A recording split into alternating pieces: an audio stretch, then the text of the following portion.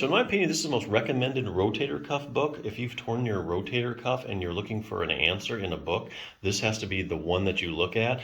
This book has been out a little while. If you look on Amazon, I think you can get on Amazon. It's basically 4.5 out of 5 stars after being out there a while. Read the verified reviews; they're amazing.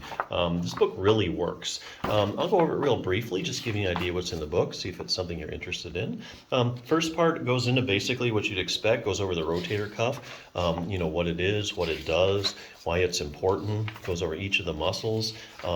And your shoulder is a shallow ball and socket joint. Unlike the hip, that's a deep ball and socket joint, where you have that anatomy really holding it together well. The shoulder is a shallow ball and socket joint. It depends mainly on the muscles to keep it in place. And the big ones are the rotator cuff. That's their big job, stabilize your shoulder joint.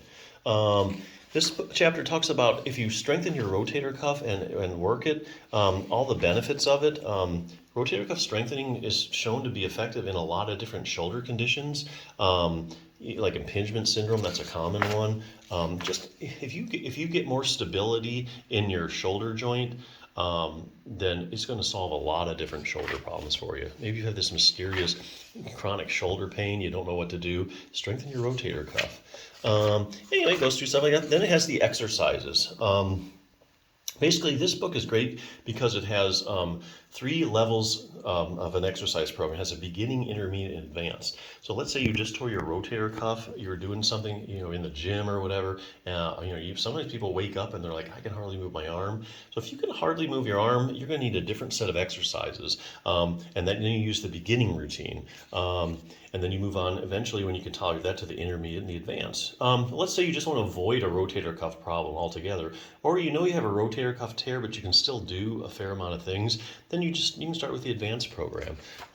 So these are just very evidence-based programs. Like I say, all these exercises are just, they're solid. And just look at the reviews on Amazon. I mean, good heavens, as long as this book's been out, it's still helping a lot of people, and they're getting great reviews. So I think definitely tear your rotator cuff. Check this book out first, especially if you don't want to have surgery, and then see where you're at. So check it out.